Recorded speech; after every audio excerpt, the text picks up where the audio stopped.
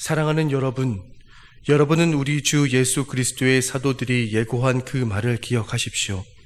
그들은 여러분에게 말하기를 마지막 때에는 여러분을 조롱하는 자들이 나타나서 자기들의 경건하지 못한 욕정을 따라 살 것입니다 하였습니다.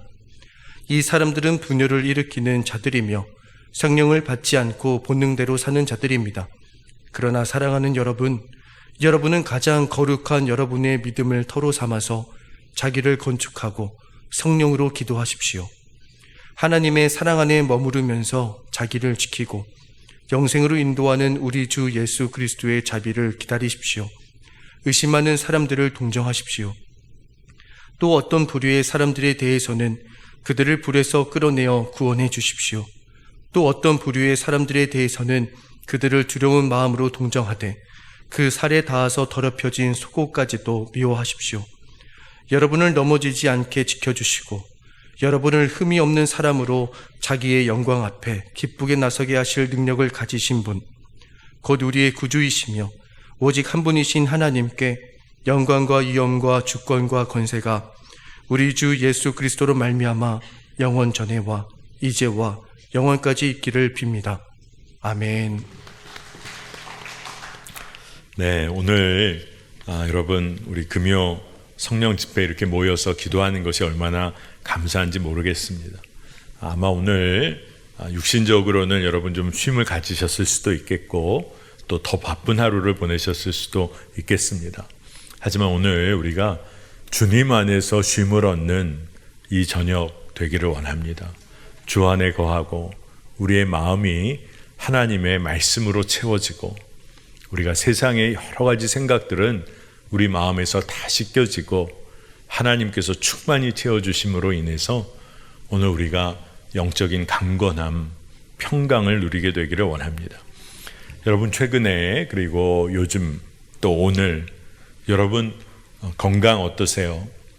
그러면 제가 묻지도 않았는데 요즘 약은 뭐 먹고 있고 운동은 뭐 하고 있고 요즘 건강 때문에 좀 걱정도 있고 근데 여러분 육신의 건강에 대해서 우리가 사실 예민합니다. 그래서 여러분 건강 프로 챙겨 보시나요? 또 뭐 건강 영상도 좀 보시고 남들이 좋다고 하는 거 좀 챙겨 먹어 보기도 하고 운동도 해보기도 하고 근데 여러분 여러분의 영적인 건강을 위해서 여러분 어떤 일을 하고 계신가요? 매일매일 말씀과 기도의 삶으로 여러분의 삶을 충만히 채우고 계십니까? 여러분의 영혼이 주 안에서 평안함을 누리고 안전함을 누리고 계십니까? 아니면 세상의 소리 한마디에 이리저리 흔들려서 이거 도대체 어떻게 해야 할지 안절부절하며 살고 있습니까? 웨슬리 목사님은 속회 모임, 밴드 모임 모일 때마다 늘 함께 모이는 그 멤버들에게 당신의 영혼은 평안합니까? 당신의 영혼은 안전합니까? 그러니까 우리 만났을 때 한국말로도 안녕하십니까? 그냥 그렇게 묻는 게 아니라 아주 정확하게 묻는 거예요. 당신의 영혼이 주 안에서 강건하십니까? 평안하셨습니까? 그것을 묻는다는 거예요. 그래서 오늘 제가 여러분에게 좀 물어야겠다 싶어요. 여러분 제가 한 8가지 정도 여러분에게 여러분의 영혼이 여러분의 마음이 주 안에서 강건하고 평안하게 살고 있는지를 좀 여쭈려고 합니다. 여러분 한번 마음속으로 한번 체크해 보세요. 뭐 손가락을 꼽으셔도 좋겠는데 8가지 내가 몇 가지 정도를 반응할 수 있나. 첫 번째입니다.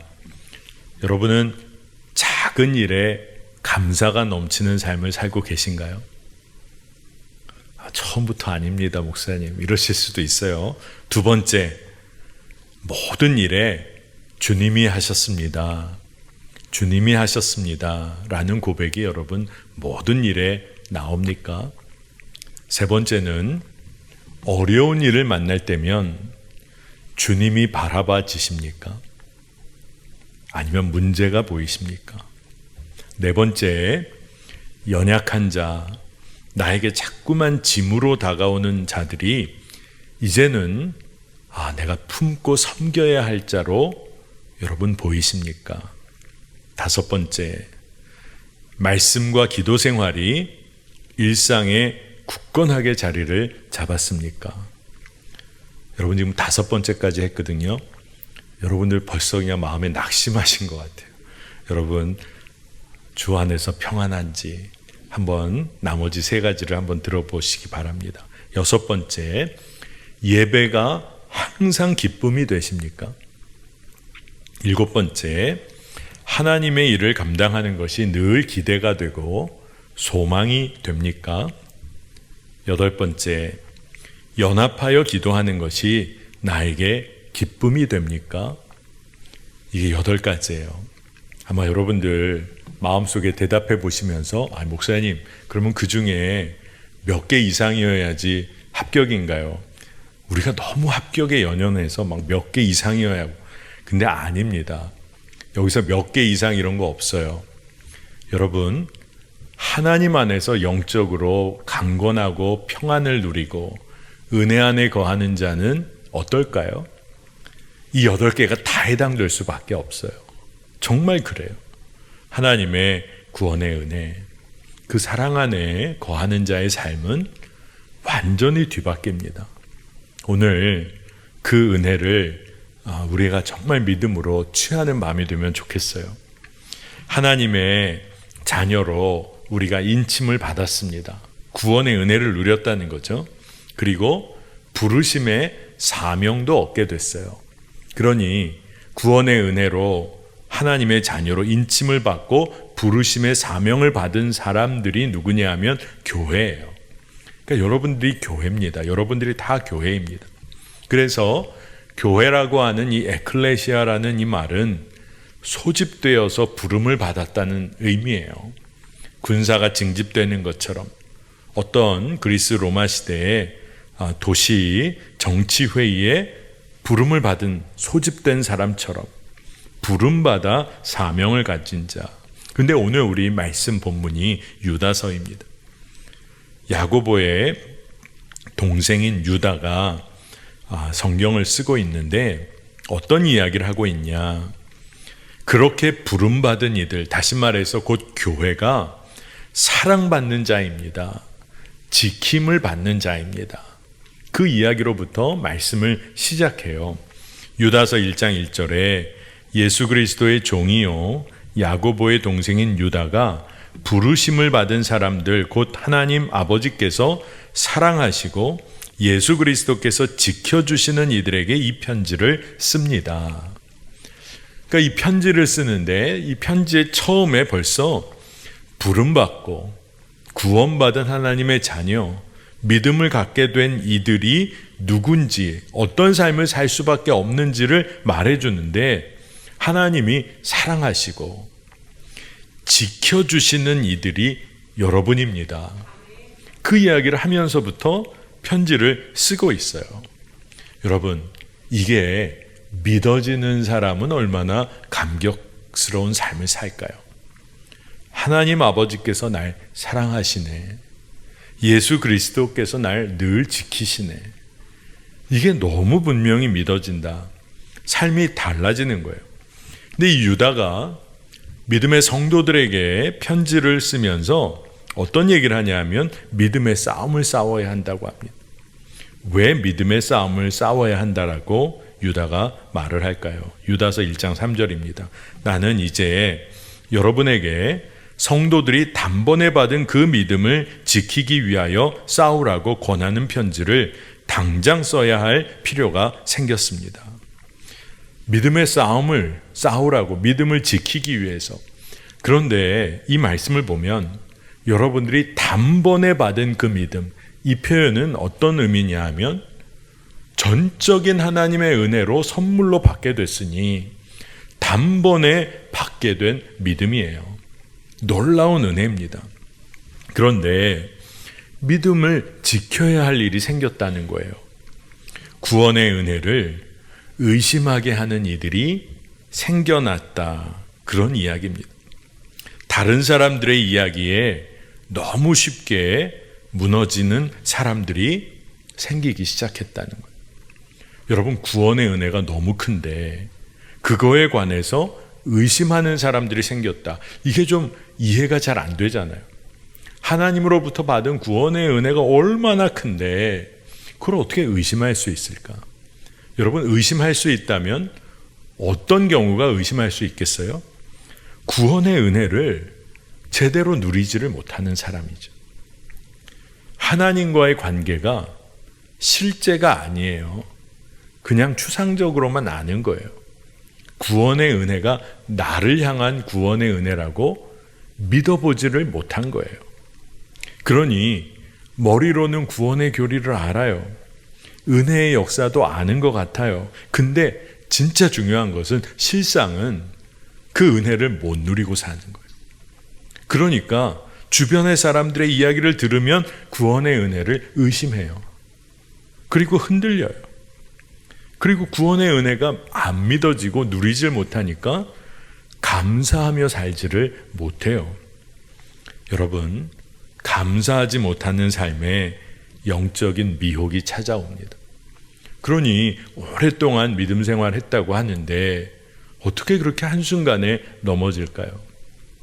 하나님과의 실제적인 관계가 없는 채로 율법적이고 열심은 다 했어요. 그런데 말 한마디에 그냥 넘어져 버려요. 감사가 없이 열심을 다 했어요. 그러다 보니까 한마디에 너 그렇게 열심히 했는데 하나님이 너에게 뭘 해주시든 뭐 별말도 아닌 이 얘기 한마디에 완전히 넘어지는 경우가 생긴다는 겁니다. 의심하게 만드는 사람들은 복음이 부족하다. 널 만족시켜주지 못하잖아. 너가 믿는 그 복음은 부족한 것 같아. 이런 얘기를 심어준다는 겁니다.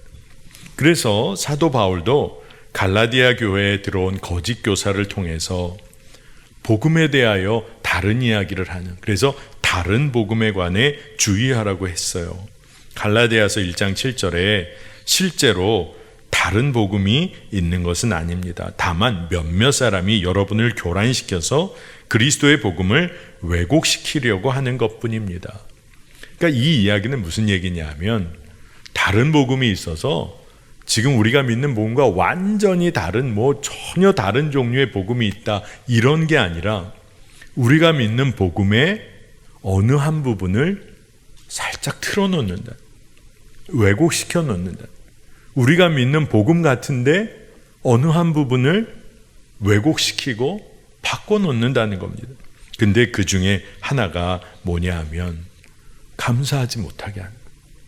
구원의 은혜를 의심하게 하는 거예요. 그것으로는 부족하다는 마음을 갖게 한다는 거예요. 여러분, 구원의 은혜를 정말 제대로 누리지 못하면 다른 이야기에 귀를 기울이게 돼요. 내가 하나님 한 분으로 만족 못하는 것, 그 구원의 사랑과 은혜가 안 믿어지면 다른 이야기에 귀를 기울입니다. 여러분, 우리 마음에 감사가 메말라지면 여러분 믿음 생활에 비상경고등이 들어왔다고 생각하고 기도하셔야 돼요. 깨어나야 됩니다. 감사하지 못하게 하는 일들을 만나게 될 때 그것을 무감각하게 그냥 내버려 두다 보면 유혹에 분명히 빠지게 돼요. 내가 감사하지 못하고 있으니까 다른 것으로부터 만족을 얻고 싶은 마음이 찾아옵니다. 그래서 그 유혹에 넘어져요. 여러분, 이런 일들을 정말로 의심하게 하고 유혹 가운데 빠지도록 그런 일들을 일으키는 사람들의 특징이 있어요. 오늘 우리가 유다서 한 장이죠. 근데 그 유다서 전부를 읽지 않았지만 오늘 말씀은 제가 그 전체를 좀 여러분과 나누려고 하는데 4절 말씀을 여러분 나중에 읽어보시면 몰래 숨어 들어온 사람들이라는 거. 근데 그 사람들의 특징이 경건하지를 못하고 은혜를 방종거리로 만들고 그래서 결국 예수 그리스도를 부인하는 사람들. 그러니 그 핵심으로 들어가 보면 예수 그리스도를 부인해요. 하나님의 은혜를 좀 우습게 여겨요. 그냥 하나님의 은혜가 하나의 어떤 라이센스, 자격 증명 같은 그냥 누구나 쉽게 얻을 수 있는 것처럼 여겨버려요. 그래서 은혜를 따라 사는 삶이 아니라 은혜를 하찮게 여기며 삽니다.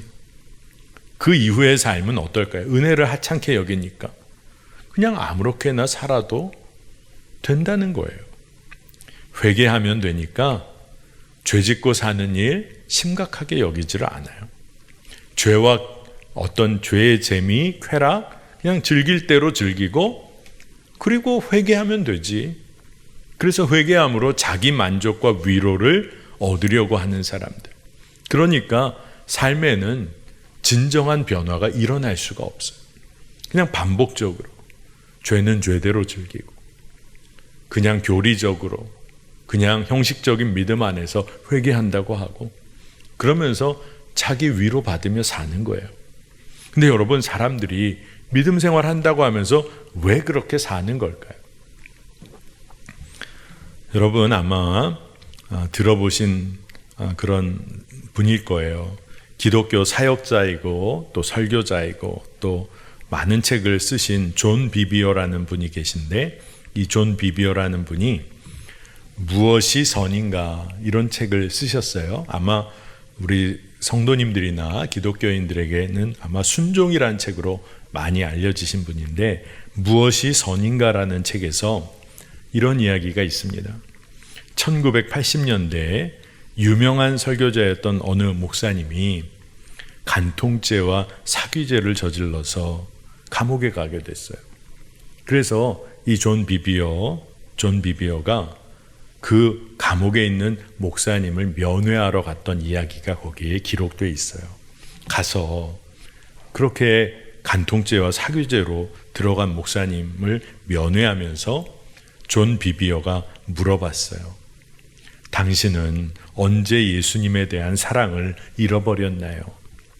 그랬더니 이분이 대답을 했는데, 왜 존 비비어가 굳이 찾아가서 그런 질문을 했을까? 책에 뭐라고 기록했냐면, 자신이 사역자로서 사역자가 예수님을 향한 사랑을 잃어버리는 징조, 그런 전 단계의 모습을 좀 알고자 그렇게 물어봤다는 겁니다. 그랬더니 감옥에 있는 그 목사님이 뭐라고 대답을 했냐면, 그런 적이 없습니다. 아주 단호하게 대답을 했다는 거예요. 그래서 이 존 비비어가 그의 대답에 깜짝 놀라고 약간은 간담이 서늘해졌다는 거예요. 어떻게 그렇게 말할 수가 있을까? 간통죄, 사기죄 저지르고 감옥에 가 있으면서 예수님을 향한 사랑을 잃어버리지 않았다고 어떻게 말할 수 있을까? 그런 마음이 들어서 다시 물었다는 거예요. 무슨 뜻입니까? 당신은 사실 간통죄를 범했고 사기죄도 저질렀어요. 그래서 지금 감옥에 있지 않습니까? 어떻게 예수님에 대한 사랑을 잃어버리지 않았다고 말할 수 있죠? 존 비비어도 조금은 마음속에 그런 뜨거운 마음이 생기면서 그렇게 물었다는 거예요. 그랬더니 이번에도 그 감옥에 있는 목사님이 존 비비어의 눈을 똑바로 쳐다보면서 아주 망설임 없이 말하는데, 존, 나는 그 일을 겪는 동안 예수님을 사랑했습니다. 이렇게까지 말을 했다는 거예요. 그래서 이 존 비비어가 아무 말도 하지 않고, 그리고 갑자기 어떻게 해야 할지 마음에 좀 혼란이 있었다는 거예요. 그런데 그 감옥에 있었던 목사님이, 존, 저는 예수님을 사랑했어요. 하지만 그분을 두려워하지는 않았습니다. 이렇게 대답을 했다는 겁니다. 여러분, 감옥에 가서 그렇게 무너진 목사님이 하는 얘기가 자기는 예수님을 사랑했다는 거예요. 사랑 안 한 적이 없다는 거예요. 근데 예수님을 두려워하지는 못했다는 겁니다. 여러분, 왜 넘어지고 왜 죄 가운데 유혹에 넘어질까요? 예수님을 사랑한다고는 하면서도 예수님을 경외하고 두려워하진 않는, 이 두 가지가 같이 가야 하는데, 여러분, 주님을 경험하지 못한 채 믿는다고만 생각하는 사람은 어떤 삶을 살까요? 하나님을 두려워하지 않아요. 그리고 이와 같은 문제에도 빠질 수가 있는 겁니다. 사실 이러한 문제를 경험하는 이들의 내면의 깊은 심각한 모습은 무엇이냐 하면 결국 예수 그리스도를 부인하는 삶을 살게 된다. 그게 뭘까요? 믿지 못하는 거예요. 나는 겉으로는 믿는다고 하면서 사는데 사실 내 속으로 들어가 보니까 하나님을 진짜 안 믿는 거예요. 나는 믿는다고 하면서 교회를 그렇게 오래 다녔는데 속으로 들어가 보니까 예수님을 부인하며 사는 거예요. 무서운 일이죠. 입술로는 예수님 제가 사랑합니다. 그러나 예수님의 말씀대로 사는 것은 아무렇게나예요. 예수님을 경외하는 삶은 없는 거예요. 이게 진짜 무서운 삶이라는 겁니다. 오늘 유다서에서는 이것을 어떤 식으로 표현하냐 하면 하나님이 행하신 일을 기억하지 못하는 자. 하나님이 행하신 일을 기억하지 못하는. 그러니까 우리 삶에도 주님께서 우리와 함께 하시며 우리의 삶을 이끄신 일들이 분명히 있어요. 우리가 그것을 보고 경험해서 고백까지 했던 일까지 아마 여러분 그런 일들이 많아요. 그러나 우리는 그거 쉽게 잊어버리고 기억하지 않고 믿음 없는 자로 살 때가 너무 많다는 거예요.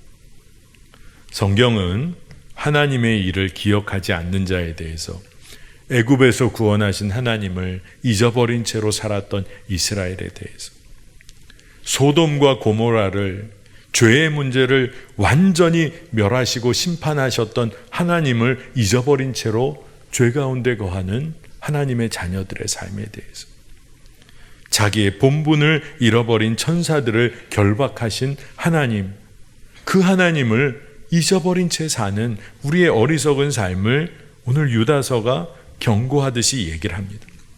그러면서 가만히 몰래 들어와서 우리의 믿음의 삶을 흔들어 놓는 그런 사람들을 주의해야 한다고 말해요. 그들은 육체를 더럽히고 권위를 업신여기고 영광을 비방하는 일을 합니다. 더 나아가서 유다서 1장 10절을 보면 그런데 이 사람들은 무엇이든지 자기들이 깨닫지 못하는 것은 욕합니다. 그들은 이성이 없는 짐승들처럼 본능으로 아는 것, 바로 그 일로 멸망합니다.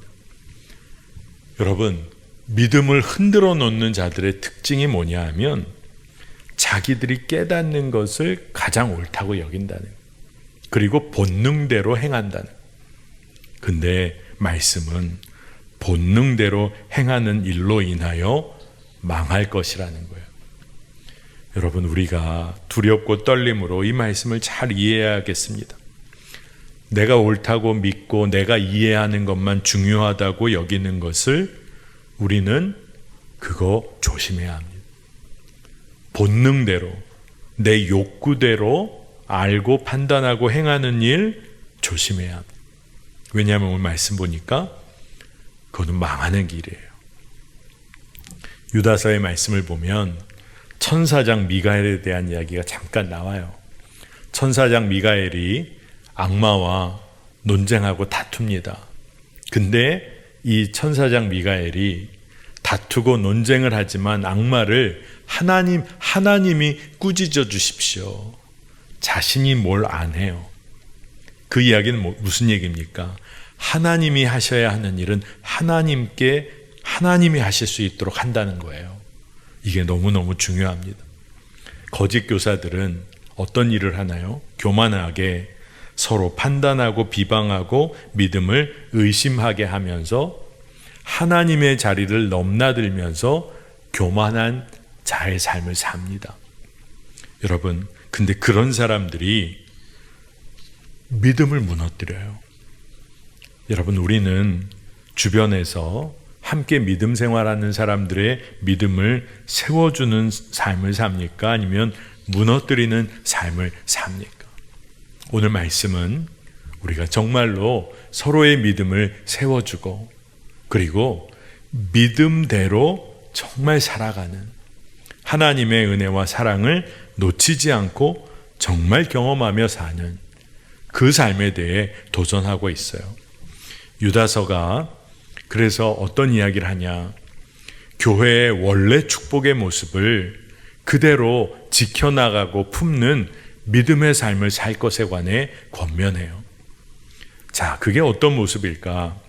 유다서 1장 2절을 보겠습니다. 자비와 평화와 사랑이 여러분에게 가득하기를 빕니다. 아멘. 진정한 교회, 그리스도를 따르는 성도의 삶은 자비와 평화와 사랑이 흘러 넘치는 삶이에요. 여러분, 교회가 그렇고 성도의 삶이 그렇습니다. 가만히 들어온 자들이 믿음을 막 흔들어 놓으려고 했어요. 그러나 유다는 뭐라고 이야기하냐? 서로 사랑만 하며 살면 됩니다. 서로 품어만 주는 관계로 나아가야 합니다. 자비와 평화와 사랑이 충만해야 합니다.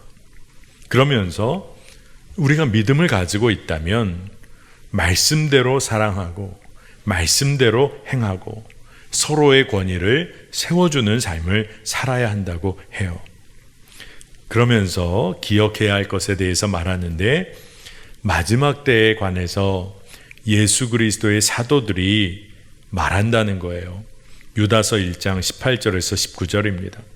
그들은 여러분에게 말하기를 마지막 때에는 여러분을 조롱하는 자들이 나타나서 자기들의 경건하지 못한 욕정을 따라 살 것입니다 하였습니다.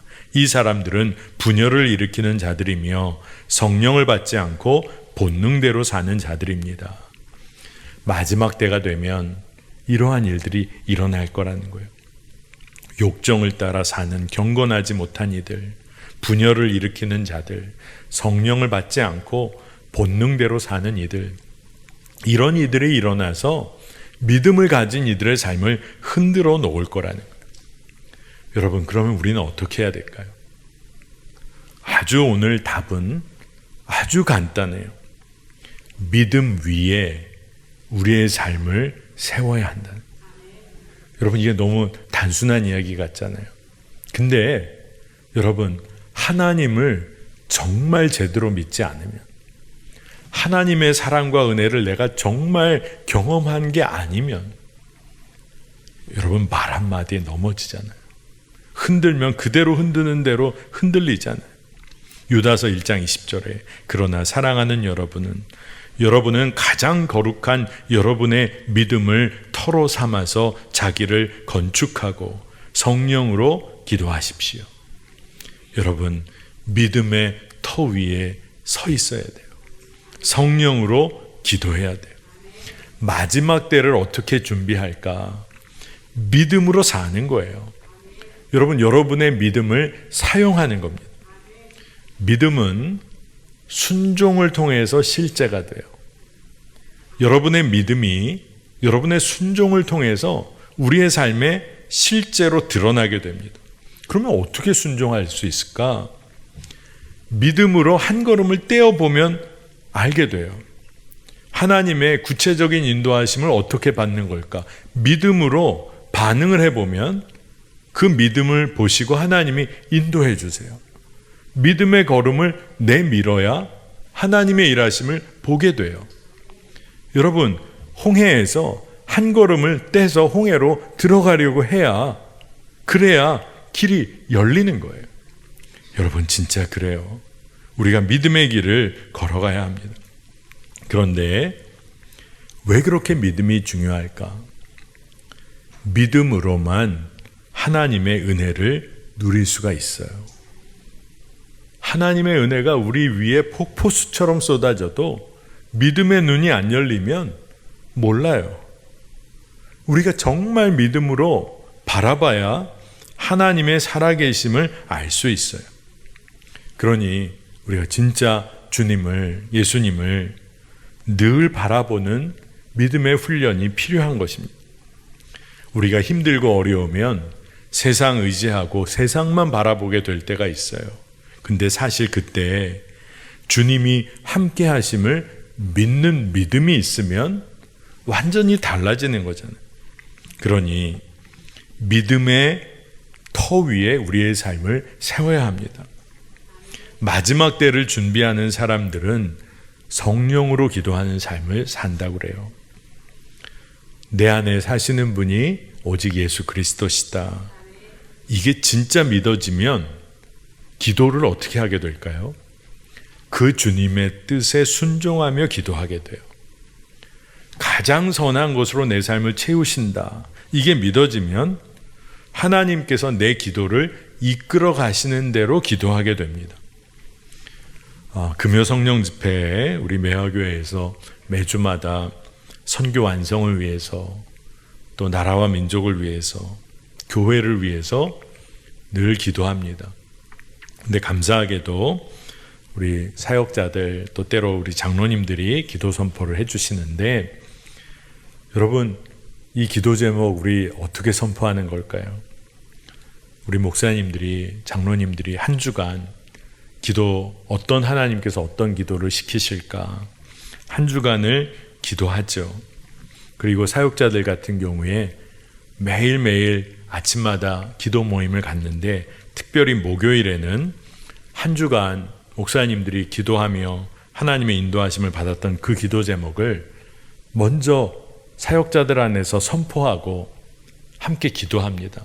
오늘 우리가 금요 성령 집회에 기도의 배경을 말씀드리고 기도 제목 선포한 것처럼 똑같이 목요일 아침에 먼저 기도해요. 그리고 같이 기도합니다. 그리고 기도하고 나면 기도의 방향을 다시 하나님께 여쭙고 기도 제목도 다듬고 더 기도해야 되겠다. 그런 영적인 피드백을 서로 나눕니다. 그래서 늘 사역자들과 우리가 기도 제목을 그냥 책상에 앉아서 그럴듯한 기도 제목을 만드는 게 아니라 하나님의 마음을 가지고 그 기도 제목을 가지고 기도를 정말 해보자. 한 주 내내. 그러고 하나님께서 기도시키시는 그 기도 제목을 성도님들에게 선포하고 함께 뜨겁게 기도하자. 그래서 그런 얘기도 합니다. 어떤 기도 제목은 기도를 다 꺼트리는 기도 제목도 있을 수 있다. 내 뜻대로 기도 제목을 정했으면 기도하자고 선포했는데 기도가 그냥 확 죽는 그런 기도가 있겠고, 너무나 단순하고 정말로 그냥 너무나 당연한 기도 제목 같지만 하나님의 마음이 담긴 기도 제목이면 그냥 그거 기도합시다. 그렇게만 얘기하고 뭐 주여 외치지 않아도 기도의 불이 일어나는 역사가 일어날 것이다. 그걸 믿고 기도하자고 합니다. 여러분, 주님이 이끄시는 대로 한번 순종하며 기도해 보시기를 축복합니다. 그러면 기도의 역사가 달라요. 하나님이 기도를 시키시니까 그 기도의 반응, 그 기도를 따라하며 하다 보면 우리의 삶에 힘을 얻습니다. 여러분, 기도할 때 내 컨디션 좋을 때만 기도하는 걸까요? 아니에요. 기도할 수조차 없는 그 순간에 기도하며 살아납니다. 육신의 욕구를 거슬러서 기도하는 거 어려워요. 그런데 기도해 보면 묶임이 풀려지고 마음의 평강을 얻고 하나님이 인도하시는 길을 깨닫게 됩니다. 그래서 오늘 유다서 말씀이 믿음의 터 위에서 살아야 한다. 성령으로 기도해야 한다. 그리고 그렇게 성령으로 기도함으로써 당신의 자신의 영적 건강을 챙길 뿐만 아니라 주변의 이들을 살려내야 한다고 했어요. 유다서 1장 23절입니다. 또 어떤 부류의 사람들에 대해서는 그들을 불에서 끌어내어 구원해 주십시오. 또 어떤 부류의 사람들에 대해서는 그들을 두려운 마음으로 동정하되 그 살에 닿아서 더럽혀진 속옷까지도 미워하십시오. 이게 무슨 말일까? 여러분, 이 말씀은 죄의 문제에 대해서는 철저히 대적해야 한다는 거예요. 하지만 죄의 문제에 빠진 사람을 사랑으로 세워내는 일도 해야 한다는 거예요. 그게 교회라는 거예요. 예수님께서 마태복음에서 마지막 때가 올 때의 모습을 쭉 설명하셨어요. 묘사하셨어요. 근데 마태복음 24장의 마지막 때에 관한 이야기 중에 늘 제 마음에 남는 것이 있었는데 마태복음 24장 12절 13절입니다. 그리고 불법이 성하여 많은 사람의 사랑이 식을 것이다. 그러나 끝까지 견디는 사람은 구원을 얻을 것이다. 마지막 때에 끝까지 견디는 사람은 구원을 얻을 것이다. 그냥 극기하듯이 그냥 무조건 참으면 되는 건가? 근데 말씀을 보니까 그 당시가 되면, 마지막 때가 되면 사람들이 불법을 행하고 불법이 많아지다 보니까 사람들이 서로 사랑하지 못하게 된다는 거예요. 사랑이 식어진다는 거예요. 여러분, 그러면 끝까지 견딘다는 것은 어떤 의미일까? 사랑한다는 거죠. 끝까지 사랑하는 거. 주님의 사랑 의심하지 않고 어떤 환난과 고난을 만나도 주님의 사랑을 의심하지 않고 그 사랑 안에 거하며 우리도 마지막까지 사랑하며 사는 삶, 그러면 구원을 얻는다는 거예요. 마지막 때에 하나님의 손길 안에 구원을 얻게 됐다는 것입니다. 여러분, 마지막 때가 오면 두려울지도 모르죠. 근데 두려워하지 않을 이유가 뭘까요? 늘 주님 안에 거하고 주님과 교제하고 주님의 사랑 안에서 늘 사니까, 주님의 사랑을 의심해 본 적이 없으니까 두려울 일이 없는 거죠. 여러분, 그렇기 때문에 우리가 믿음을 가지고 산다는 것은 우리의 삶을 완전히 바꿔놓습니다. 우리가 믿는 주님이 누구실까요? 아마 여러분들이 다 설명할 수 있을 거예요. 오늘 유다서는 24, 25절에 이렇게 얘기합니다. 여러분을 넘어지지 않게 지켜주시고 여러분을 흠이 없는 사람으로 자기의 영광 앞에 기쁘게 나서게 하실 능력을 가지신 분, 곧 우리의 구주이시며. 놀라운 말씀이죠. 우리가 넘어지지 않도록 해주시는 우리의 구주, 우리를 당신의 보좌 앞에 흠없는 사람으로 세우기를 원하시고 세우실 수 있는 능력이 있으신 분이 우리의 구주 예수 그리스도, 그분을 우리가 믿고 사는 삶을 산다는 겁니다. 여러분, 주님의 성품은, 주님의 행하심은 변함이 없으세요. 문제는 우리가 주님을 의심하고 신뢰하지 못하니까 주님의 사랑과 성품을 누리지를 못하는 거예요. 주의 사랑과 성품을 누리지 못하니까 따르며 행할 수도 없어요. 믿지 못하니까 흔들려요. 여러분, 우리의 삶에 어떤 풍족함, 물질적으로 어떤 재정적으로 뭐가 충만히 채워지지 못해서 우리의 삶이 흔들리는 게 아니라 실상은 믿지 못하여 흔들리는 거예요. 믿음이 없어서 흔들린다는 거예요. 여러분, 우리가 창세기 말씀을 지난주일부터 묵상하기 시작했는데, 에덴 동산에서 아담과 하와, 하나님을 믿으려고 애쓸 필요가 없어요. 하나님이 늘 함께 계세요. 말씀해 주세요. 이끌어 주세요. 에덴 동산에서는 하나님과 함께 한다는 것은 실제예요. 삶 그 자체였어요. 그러니까 믿어야 합니다. 믿음, 좋은 믿음 가지십시다. 이런 말이 필요 없었다는 거예요. 하나님이 함께 하시는 게 그냥 삶 그 자체였어요. 그러니 믿음은 에덴 동산에서 하나님과의 관계였던 거예요. 믿음은 하나님과의 관계였던 거예요. 너무나 구체적인 것.